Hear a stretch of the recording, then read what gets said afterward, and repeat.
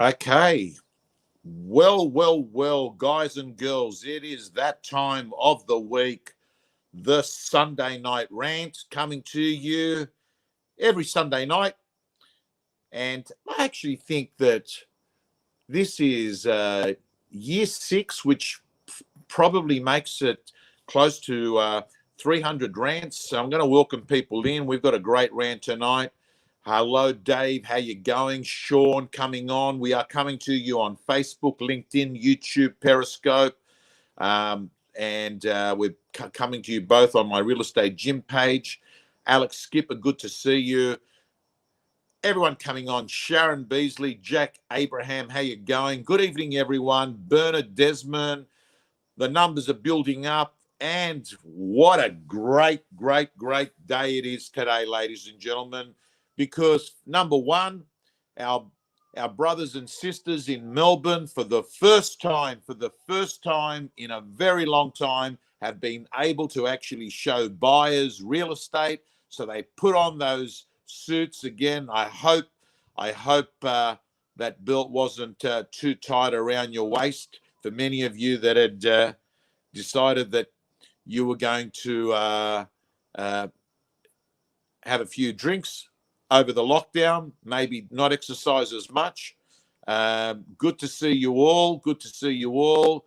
And I'm so pumped and excited. Bernard, good to see you. Mahab, good to see you. Glenn, good to see you. Very excited. And in fact, before I start today, I get asked all the time. In fact, what I'm going to do is I will bring up this banner. I get asked all the time about, what is the best way to be using texting in real estate. And I'm a big believer in text messages. I think they're a very efficient and effective way to actually have a stay in touch strategy and also to extract potential sellers out of your database. Also in communicating with people that come through inspections and a multitude of reasons of why you've got to be talking to people. And sometimes a text message is going to be a more efficient way to touch that audience. I've got to tell you, I've partnered up with podium.com.au, which is a company that Google themselves have invested in. They love this business so much.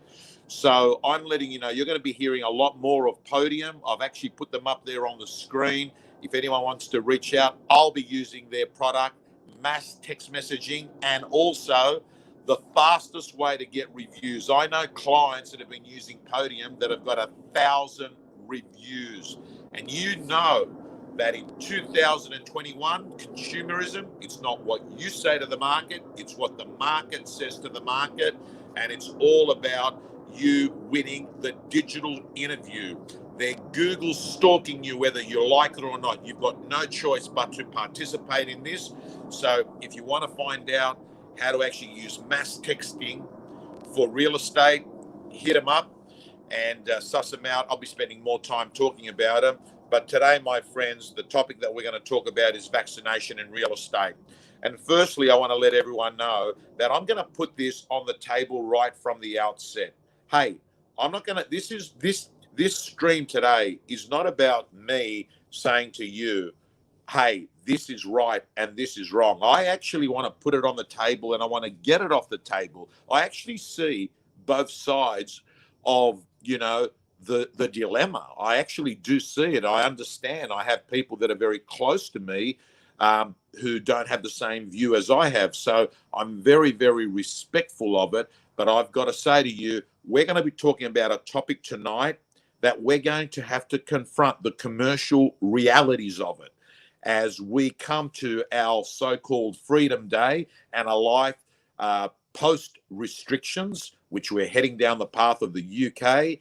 And I'm so excited, my friends, because in the UK, everything's open, my friends. The stadiums are full, the pubs are full, the gyms are full. Real estate is absolutely booming.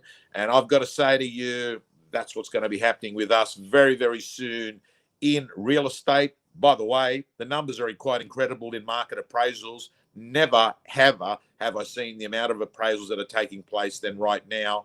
But today, my friends, I'm actually going to bring onto the stream a good friend of mine and probably, I would say, the most qualified person in Australia who is a senior lecturer at the University of Sydney that specialises in employment law. And also many of you may have recognised this guy now that he's on the stream. You'll see him on BBC TV. You'll see him. So he's internationally acclaimed, plus locally. Print, you'll read his stories. On TV or radio, you'll hear his views. This guy is superbly qualified. And I've got to tell you, can I call you Giuseppe? I know that you prefer if I call you that, Giuseppe. Is Dr. Giuseppe Carabetta. I've got to tell you, I think your students tell me you are the favourite lecturer at the University of Sydney, mate. Who are they, Tommy? Mate, it's come to me from students there at the University of Sydney. You are the most liked lecturer there. But, on the top panel. On the top panels of the university, yeah, right. That's right. So, Giuseppe, I've got to tell you, in real estate, I'm just hit up all the time right now. I get hit up by owners of real estate offices. Yeah. I get hit up by employees of real estate offices. Yeah. And they ask me questions like, hey, will I be able, how will I be able to continue working in the real estate industry if I'm required to be vaccinated? I get asked questions like by principals that say, hey, I've got a staff member who doesn't want to get vaccinated because she is or he's concerned about health issues that it can cause, taking the vaccine. I've got one of my real estate gym members. She's concerned about doing it for, she's in her 20s for fertility purposes. Yeah. I've got other people, I've got other real estate agents saying to me, mate, I don't want anything affecting my DNA. So the first thing I want to say, Giuseppe, and I want to say to all the viewers, because I don't want to get all this, hate, posts coming in saying, oh, you don't realize what you're talking about. Hey, I'm not forcing a view here about, vaccination or not. What I want to go through is this legal minefield that we've got to face, Giuseppe. So the first thing I'm going to say to you is, will agents need to be vaccinated to do their job in real estate? Oh, I mean, that's that's an industry sort of based question. Like yourself, I'm only giving the legal perspective. At this stage, we don't have a clear law. We don't have a direct law, so we don't have a public health order saying that they're required to. So it's really going to be left down to the individual agents at this point. And, sadly, and I'm with you on this, whichever side of the fence you sit on philosophically, legally that's a real hot potato because we don't even have a test cases yet. But, I don't, personally, if you had to ask me as a client, maybe, I think not necessarily mandating, but, taking other precautions. And there are various others that are coming through, like possibly, you would have heard of rapid antigen testing, just accommodating the employees if you can, and still exercising, still fulfilling your obligations vis-a-vis health and safety towards both fellow employees and to the clients, So there are creative and progressive ways to do it without necessarily mandating.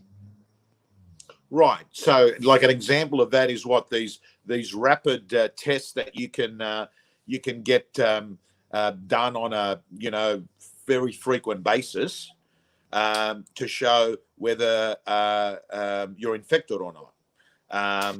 If I can just interject, Tommy, the only issue there is, or two issues. The first one is there's question marks over reliability, and they haven't been formally approved as far as I know.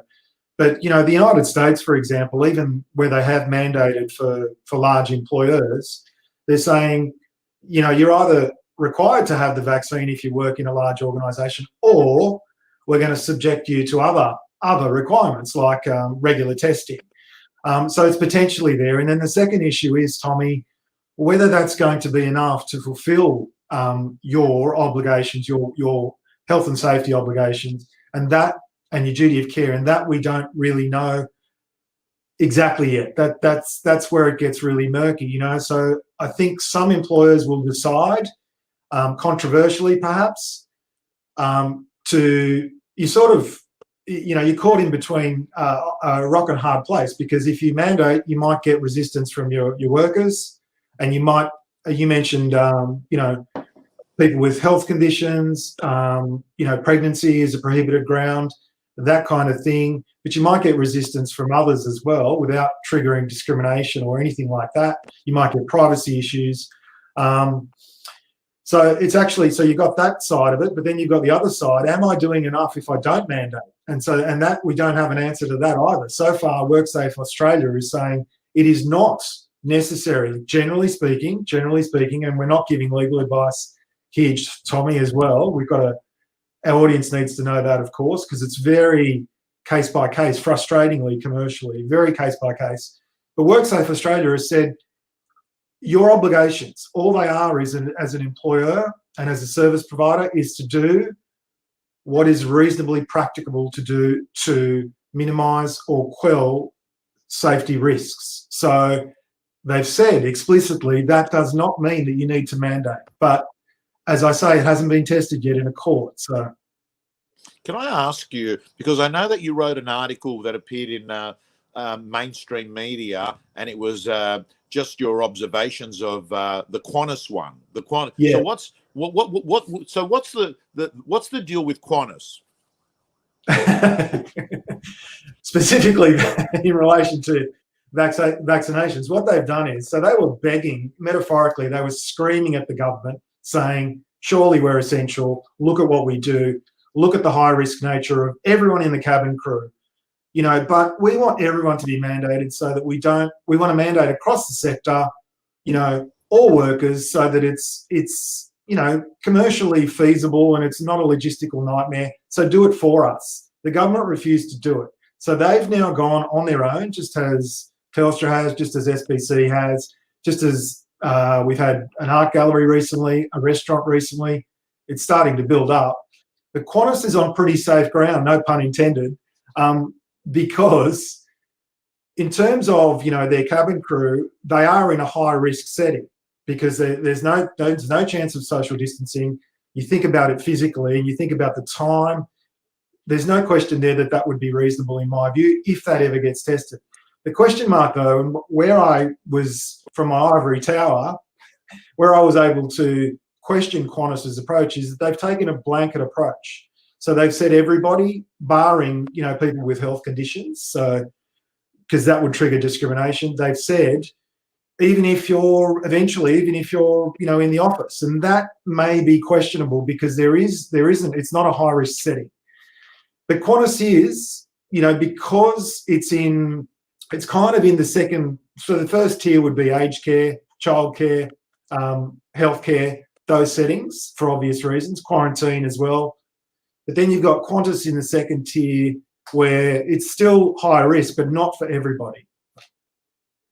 Okay, so so here's what I'm getting from you so far. At the moment, sorry, was that clear enough? Yeah. Here's what I'm getting. At the moment, it hasn't really been tested. There's no test case.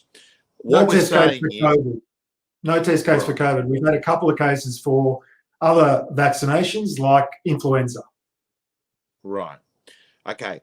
So what I'm hearing you're saying, and is if we look at Qantas, and I sort of try and take that thinking or that logic in real estate, a typical real estate office, Giuseppe has got a receptionist sitting at the front of the office, you know, she never goes out. She sits in the office, right? Yeah. Then in the office, you've got salespeople, and they're showing he or she, sorry, yeah. He or she. They're showing, he or she is showing property.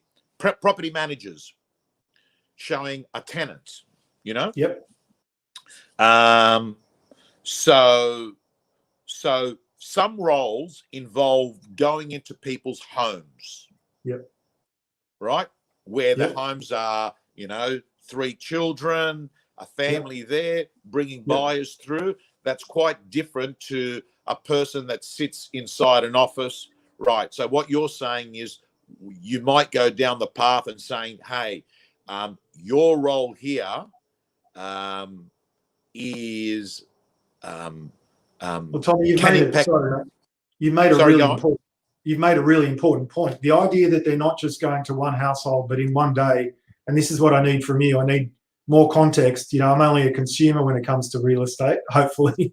But in terms of the job, you're giving me you've just given me two tiers. And the really important point you made is the second example there, if you've got COVID, you're potentially a super spreader because you're not going just to the one client, but you're moving potentially, around the LGA, further on from that. So, and that's going to be a safer ground in terms of the reasonableness if you impose a policy. Doesn't mean it will get up, but it's certainly in that area. Yes.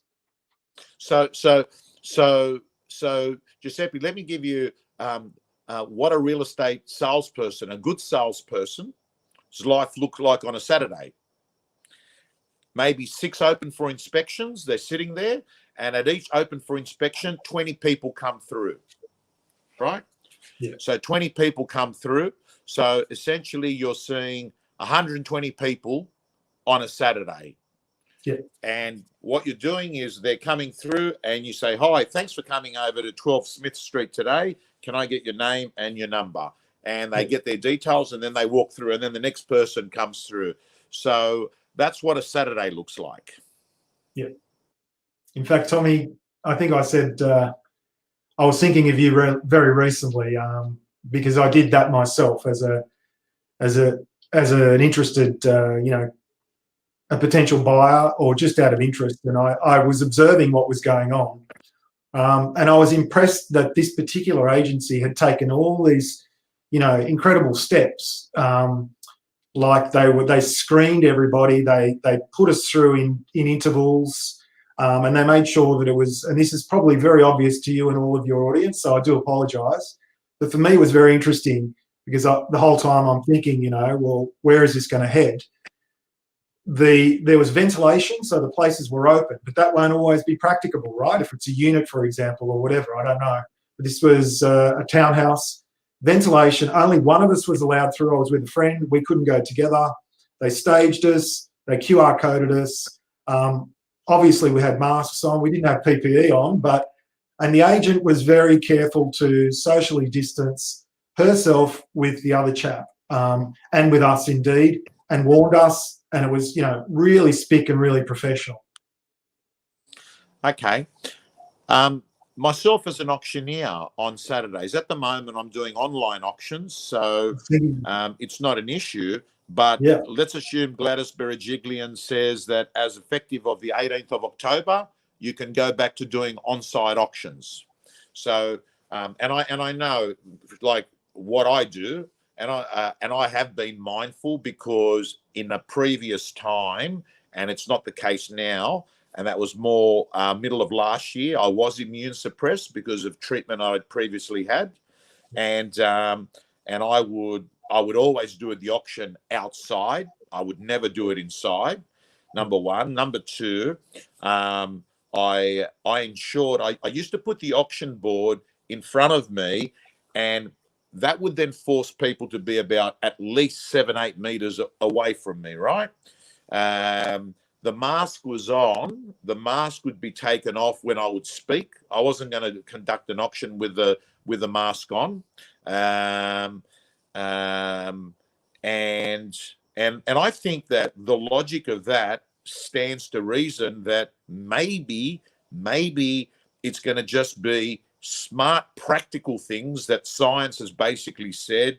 Ventilation is important. Yep. Have your conversations not inside the kitchen table, have the conversations outside. Yeah, and you don't need to mandate. That'll come through to the law too, Tommy. It's really interesting what you're saying. A lot of us, not a lot of us, but some of us are in this same boat. If we've been doing it successfully, reasonably successfully, and I've seen you in action, mate, you're,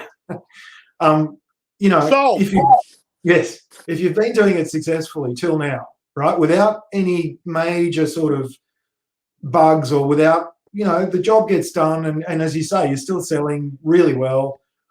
The clients aren't complaining. It's doable. And therefore that gives you an alternative in terms of, well, do I need to mandate? Maybe not, because this is proven successful and there's science behind it.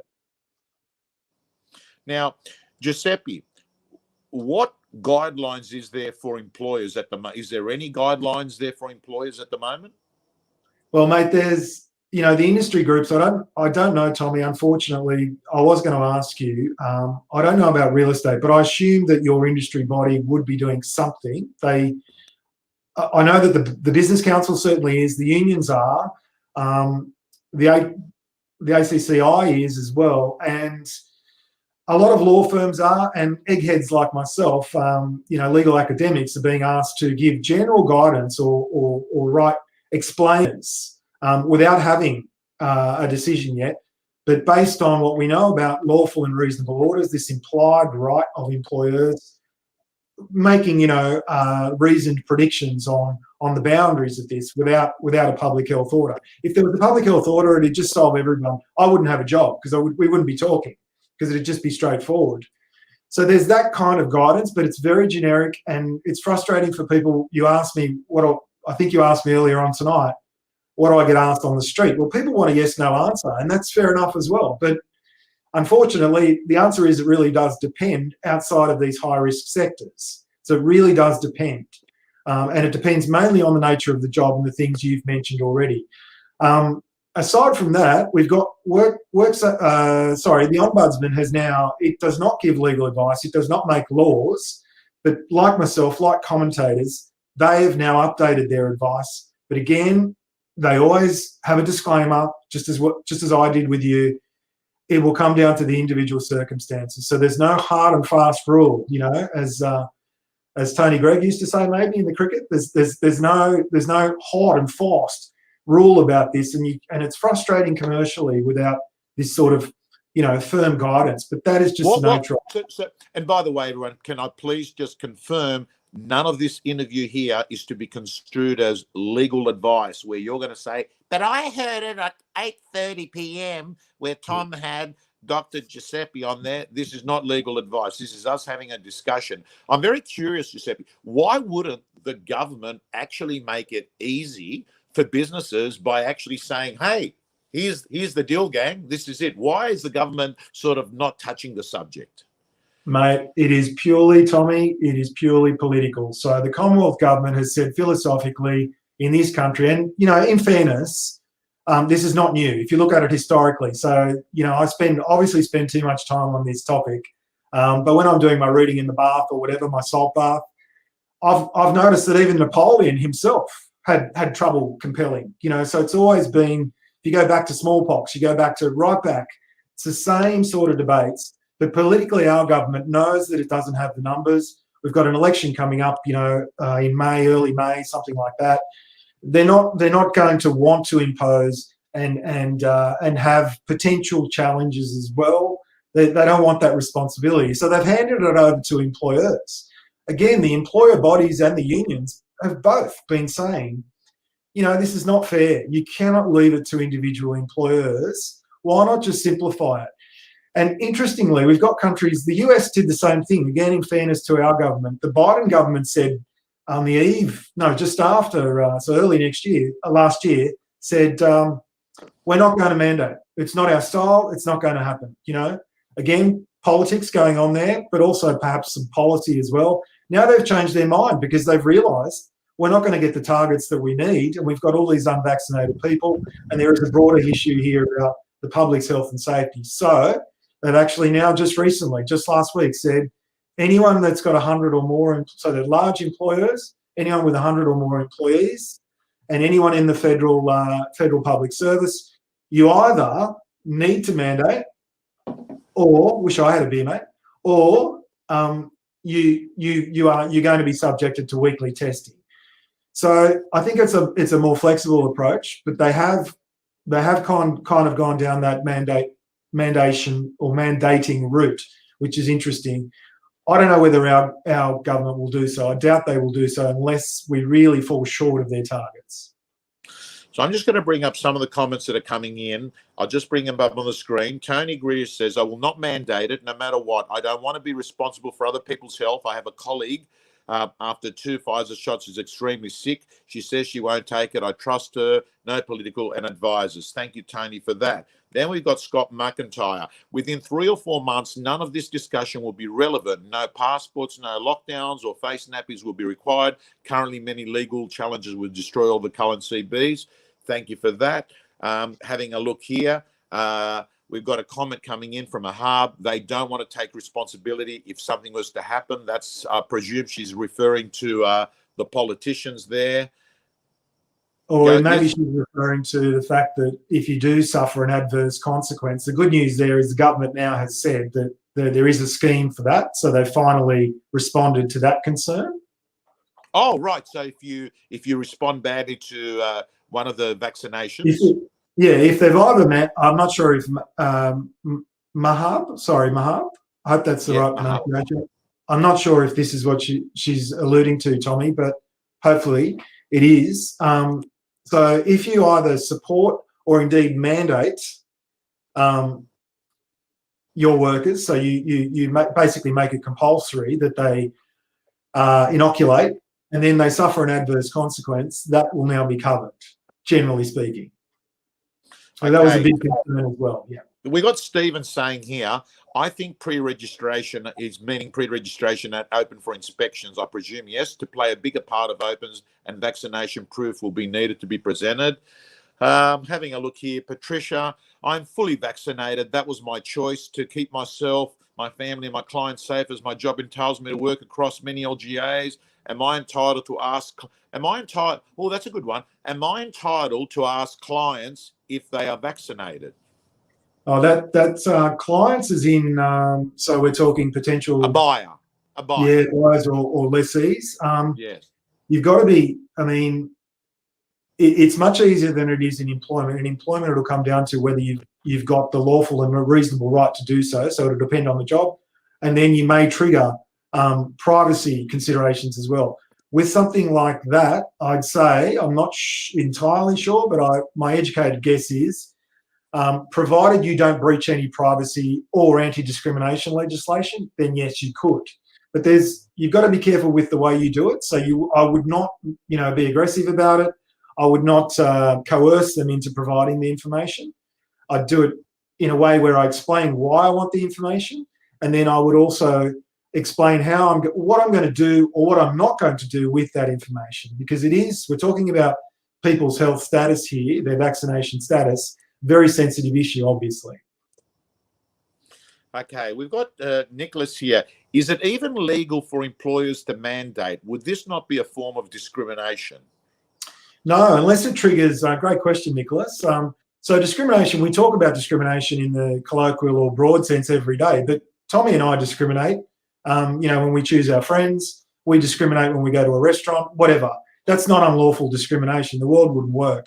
So for it to be unlawful discrimination, it needs to trigger one of the prohibited grounds. So I can't treat you adversely as an employer on the basis of, say, sex, religion, disability, so that health comes into that, and these other prohibited grounds. But there's only, a set of those, which are also covered by international conventions. But outside of that, I can, if I've got a lawful basis, so if my order towards you to mandate is lawful and reasonable, if it passes that test, and you don't have, let's say, a health precondition, or you don't have religious reasons for not mandating, or you're not pregnant, and so that would be triggered as a prohibited ground, then there's no discrimination, no. Also, can I just add? Yes. Sorry, Tommy. Can I just add? Can I go? Sorry for the long-winded responses, but just in the interest of fullness, we can also lawfully discriminate, even if one of those prohibited grounds is triggered. And a classic example, so the law says, if someone, let's say they have a religious objection, and it's a verified religious objection to being inoculated or vaccinated, right? On the face of it, the first thing I need to do as an employer, or even as a service provider, so as a real estate agent, is to accommodate that. However, the law then says, if as an employer it imposes an unjust hardship on me, an unjustifiable hardship on me in terms of costs or in terms of the risks that's going to impose on my other workers or my clients, then I can still argue that it's lawful for me to discriminate. So, in a context like, let's say, I'll use it again, it is an outlier, but aged care, you can think about a situation where I had somebody recently, this poor woman from the Philippines, who refused on health grounds. Now, I said to her, well, I can refer you to somebody and we can pursue this. You'd have to establish that you've got verified, proven health grounds, firstly. And then secondly, they will still turn around and say, look, it's an inherent requirement of this job for you to be vaccinated, given the vulnerability of the clients. So we're not going to take that risk. And they will actually argue that it's lawful to discriminate against that person. A reasonable, a prudent employer or a kind employer would try and offer other options to that person. Say, I don't think PPE is a practical alternative in that situation, but there might be other, or indeed, as we've seen in a case in America some years ago, where a fire brigade employee refused on religious grounds. He was a Baptist minister to be inoculated for various diseases, not COVID, but it's the same principle.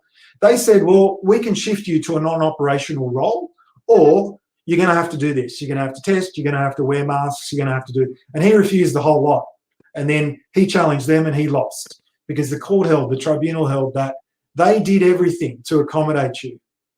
They couldn't leave you on the truck pumping water because it was too high risk. They did offer you these alternatives and you said no. So they did everything they possibly could. Sorry, your claim is denied. So even discrimination is a complex area. Sanjay Gandhi is a very big agent in the UK, and they're a few months ahead of us because their rollout program has been more of a rollout than a stroll out. Let's put it that way. He says we send out a pre-questionnaire to all clients before we do any viewings, and we promote its safety at all parties, and has been working very well. Now, Lisa Novak is a very successful agent in the Northern Beaches. I'm finding more and more clients are asking if I'm vaccinated when doing appraisals. So this is something that is coming up. Then we've got David Andrews here. I'm finding out that I'm meeting more new potential clients who are questioning the narrative. Okay, so obviously it is coming up, Giuseppe. And can I ask you, in what industries in employment you can definitely say you've got to be vaccinated? Is there some sectors that has happened? Yeah, so aged care is a given. I just cannot believe it took them. I don't want to get into personal stories here, but as you know, my mum I haven't seen my mum for 3 months, mate. But there's a good side to that because they're taking it very seriously. But I cannot believe, it just beggars belief that it's taken so long. Although there is a reason for it, I suspect, and as others have said, I'll come to that in a second. But why did it take so long in a context like that, where you've got the workers who, many of them are underpaid, they used to be working several jobs, that's now been curbed, but they're floating around and there still isn't, in fact. We've just had the states agree at the National Cabinet, and that's only just starting. So I think it's today where they've had to have their first one. And we're, almost 2 years into this. Aged care, definitely. Childcare, definitely. Definitely. Even if you're relying on what we're talking about. So the lawful and reasonable orders, it's going to be reasonable. Why? Because you've got vulnerable clients. So, the Santa Clauses, for example, dealing with children, that was actually brought up in a decision concerning an influenza mandate.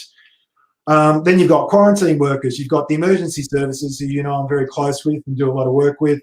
Obviously, healthcare. I mean, your friend from the UK, sure, they're ahead of us in many ways, but Boris Johnson is only just starting to talk about the NHS and mandating for health workers. I mean, I just find that absolutely boggling. I know I don't want to offend anybody, but that is my view, both legally and also from a civic duty perspective. That's my view. Not everyone's going to agree with that, but I said I'd come to it. With aged care, you've got a situation where it is a dilemma because you've got workers like the woman, the elderly woman that I mentioned earlier. She was, in her 60s, non-English speaking background, doing this job, which many people will not do, And so the concern is, and I think this was a legitimate concern and still is, that if you mandate in a context like that, you're going to lose a lot of your workforce. And then what do? You're going to have to close down these aged care centres, which is, so it's a real can of worms, Tommy. Yeah, Manos Vindakakis, who's a senior business owner of a large network, eView, says, if it's true that whether you're vaccinated or not can still spread the virus, how is mandating one or the other make a difference? Or is it the science that is saying likely to spread? Well, let me just, Manos, my understanding and my reading of literature, and I do spend a lot of time reading evidence-based material and watching YouTube content from scientists. I do think the research is clear that you can definitely spread it, but it is far less likely. It is far less likely, Is there anything else you want to add to that, Manos, Giuseppe? No, I respectfully concur with you, my learned and esteemed brother, Tom. That actually comes up. That would be an issue with this law. Is it reasonable to have a policy? One of the variables is how effective is the vaccine, and that was a question mark. But now I think that the jury is out on that. So I think the science is very clear. Well, I do. Listen, you've been absolutely fantastic having on here. We've had, incredible engagement. At one stage, I could see that we'd hit a peak number, and we'll probably end up getting 10, 15,000 views of this video as it goes out tomorrow morning when we post it out. I do feel for you, and I know how close you are with your mum. Listen, I'm in the same boat. I've got a mum that's in an LGA area that I'm not allowed to go to. She's in a hotspot. She's gone through a hard time. She's lost her son, my brother. Listen, I've had to meet her at a halfway spot, to meet her, it's been 3 months that you haven't seen your mum, and I hope that you see her very soon. Thank you, Tom. So, guys and girls, I want to thank you so much. Appreciate it. To me, at the moment, what it sounds like is the Smart Brigade are probably going to do what they've got control of, and that is, hey, when you're showing real estate, man, social distancing, do your negotiations outside, take the necessary steps. And I do think that a lot of the times, Giuseppe, when an industry takes control, it's sometimes a lot better than getting someone else to actually take that control. Right, because they know the nuts and bolts. Correct. All righty. So listen, I'll chat to you tomorrow. Guys and girls, the Sunday night rant. Thank you so much for everyone tuning in. Stay healthy, stay safe. And how exciting is it that we don't have to get up at 10:30, 11 o'clock and watch conferences, with a great Daniel Andrews with his north-facing jacket. He loves that north-facing jacket. And then you've got Gladys and her pal Anastasia Palaszczuk, who seem to also have this big love for Miller's jackets. It's good to see that we don't have to see them every week, every day. Guys and girls, I'm signing off. Stay healthy, stay safe. Giuseppe, thank you so much. By the way, everyone, I want to remind you, we've got one of the greats in employment law, both commercially and academically, taking time out with us tonight. Signing off. Ciao, bello.